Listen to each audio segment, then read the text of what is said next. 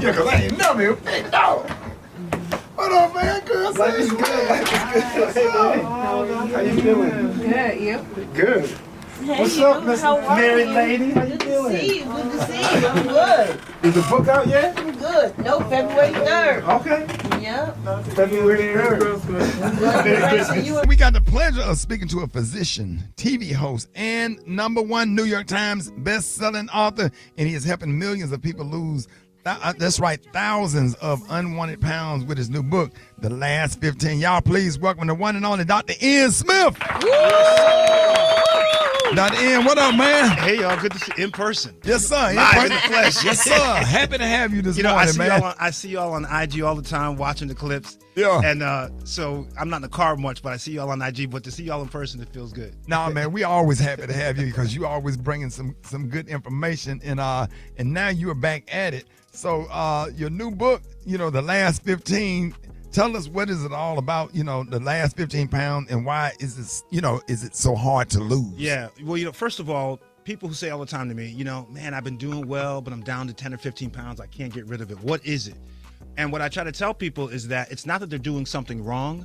They have to do a different right. And let me tell you what's happening. The body does not want to lose weight. The body's natural proclivity is to hold on to weight. And so when you've been losing weight over a period of time, the body's like, man, what are you doing to me? Like, how is this happening? Then the body figures out what you're doing and it fights back. So when you reach a plateau, it's not a bad thing. It's your body saying, you've been beating me, now I'm fighting back. Right. Now you have to change course. And so in the last 15, I'm teaching people in 7 weeks how to eat foods that are probably already in your house, affordable, healthy, tasty, easily accessible. But how do you combine those nutrients so that you can get your body to metabolize, reset, to also to stabilize your blood sugars, and then to burn fat. And so it's 7 weeks. Each week has a different strategy, a different goal. 1 week is resetting your metabolism. 1 week is protein power. Not enough people are eating enough protein, by the way, particularly African Americans. We need more protein to build muscle, to boost our metabolism. Right. And then carb cycling. Everyone keeps saying carbs are bad for you. That's ridiculous. Carbs are the body's #1 fuel source. Right. Bad carbs are bad for you, but good carbs are good for you. I think you just answered the question. Because I was going to ask you when you're on a roll and you're working out and you're doing good, and then your body just stops losing weight and you hit a plateau. Well, and that's what this book is about. Right? That's right. Because here's the thing: as you lose weight, people don't realize that as you lose weight, you need fewer calories. Right. So if you are eating the same number of calories you were eating when you were heavier, now that you're smaller, you are no longer creating that calorie deficit. So the weight stops. It's all science. The weight stops. So what should you do? And people get frustrated and you give get up. frustrated and you give up. You say, oh, this isn't working. It's not that the plan's not working. You just got to change it up. So I have this Facebook group. It's called The Last 15 group on Facebook. People should join it. We got thousands of people. I'm helping people every week on Zooms and free exercises. But someone this morning posted, man, I lost 7 pounds the first week, and now I only lost 2 pounds the second week. Right. But I'm like, that's good. That's still good. That's still good, right? Yeah. People have the perspective, Rickey, of people when they're trying to lose weight. They want so much so fast, and weight loss doesn't work that way. And Brett, you know that. I know, because you feel like you give so much when you do start eating right and working out, and you lose that first 7. You look forward to that next 7. So when it's only 2, you kind of let down and depressed. Like, damn, and you want to give up. That's right. Like, I might as well go and eat that cheesecake. Exactly. I do understand. We go way back. I did Celebrity Fit Club, and you was, That's right. Oh, Lord. It's really not an easy thing. You really have to get your mind focused, and you have to eat right. You got to do all. It seems like it's so much to have to do. See, but that's why I'm glad you said that. It's mind, right? So I'm telling people this year, it's the 3 C's. Right. You got to commit, you got to be consistent, and you got to challenge yourself. Right. The body is only going to transform if you challenge yourself. So for women in particular who are out there who are doing a lot of cardio, you got to lift weights because muscle burns more calories. That's why guys lose weight faster than women, not because guys are better. They have more muscle mass. So more protein and more weightlifting, either bands or gym equipment, that causes weight loss. So things like that, your perspective has to change. Okay. Wow. So you emphasize that this plan is not a diet. However, people still lose weight. Why do you say that? Because a diet typically is you're throwing everything out, you're resetting and, emptying the cabinets in the fridge. This isn't it. This isn't a diet. This is a traditional meal plan with lots of food. You can be a vegan, a vegetarian, a pescatarian, it doesn't matter, a meat eater. And there's so much flexibility. There are 10 options for every single meal. And the reason why I say it's not a diet is because when you look at it, It's food you eat. Yes, there is chicken. There is a burger if you want a burger. There's pizza sometimes. It's all regular food. But how I combine your macros, your protein, your carbs, and your fat, how I combine them, that causes the weight loss, and that resets your metabolism.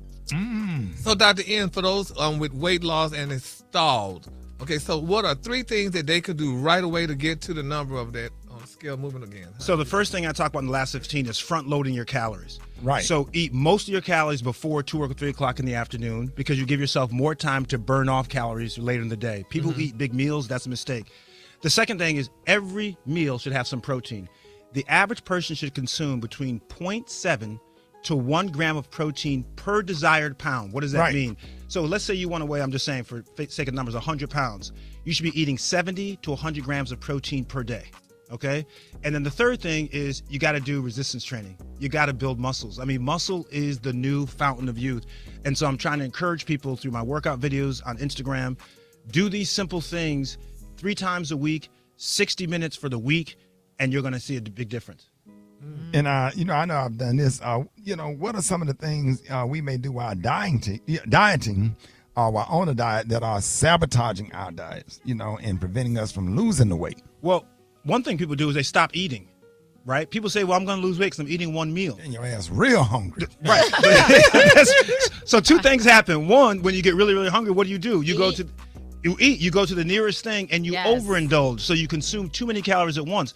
The second thing is when you are just eating 1 meal a day or a meal and a half a day, you switch your body into starvation mode because your body says, man, I don't know if any food is coming again.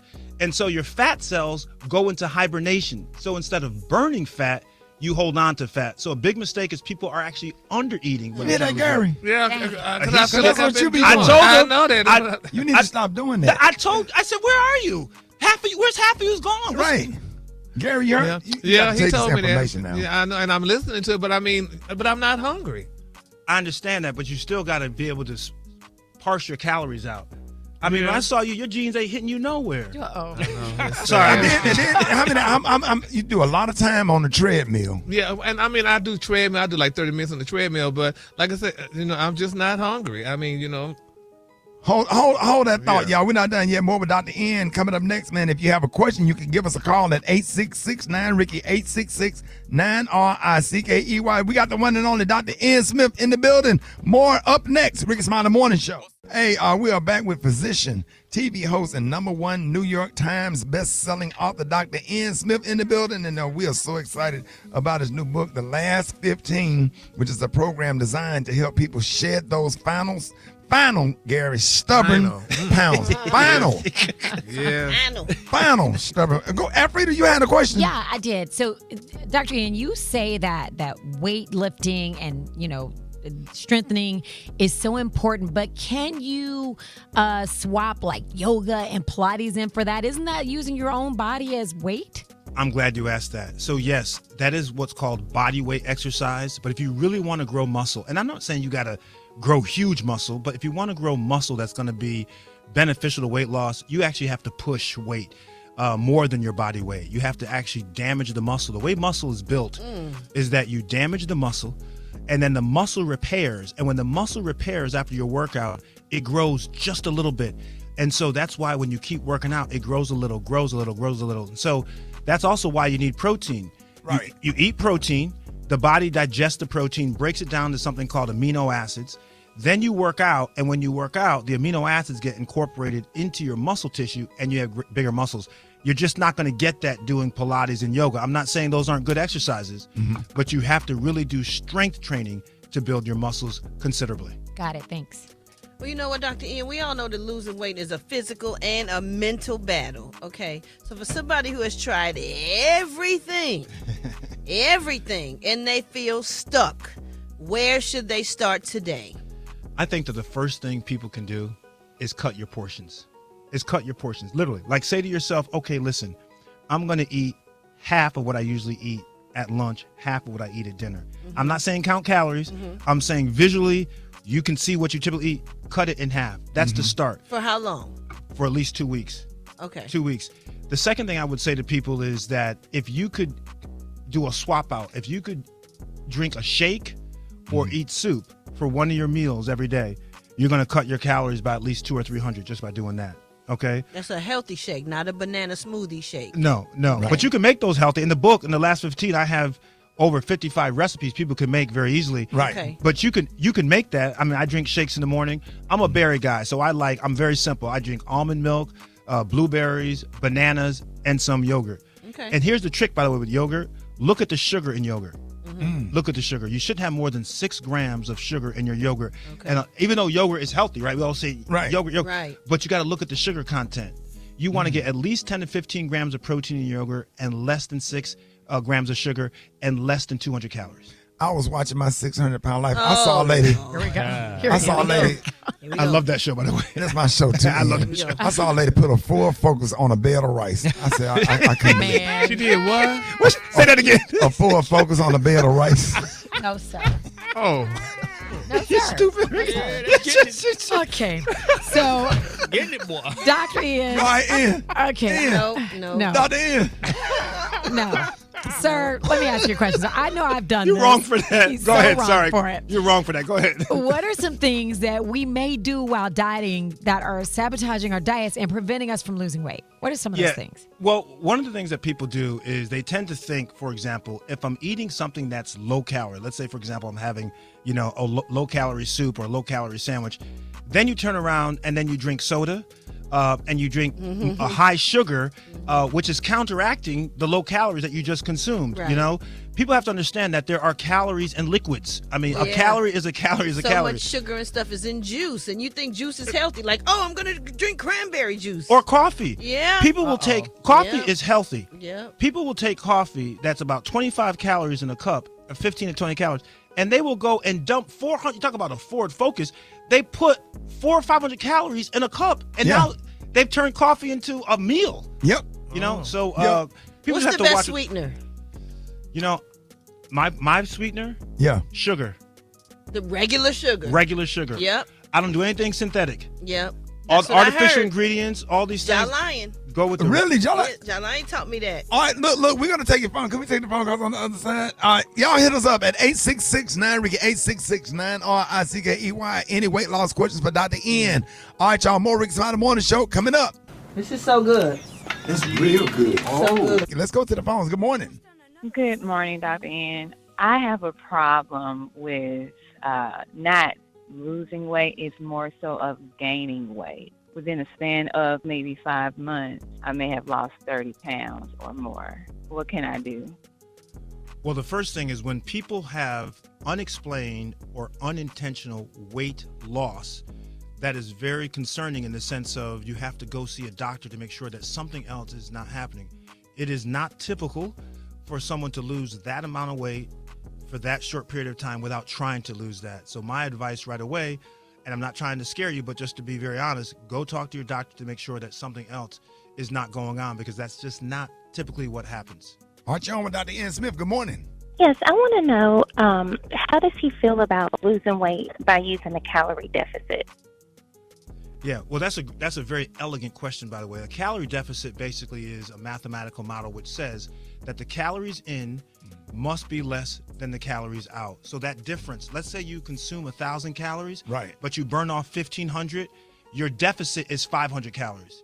And so you need to have a calorie deficit actually to lose weight. That's what causes weight loss. So in the last 15, you don't have to count the calories. I do it for you. But what I'm doing is I'm creating your calorie deficit so that you can continue to lose weight. So calorie deficits are a good thing. All right, you're on with Dr. Ian Smith. Good morning.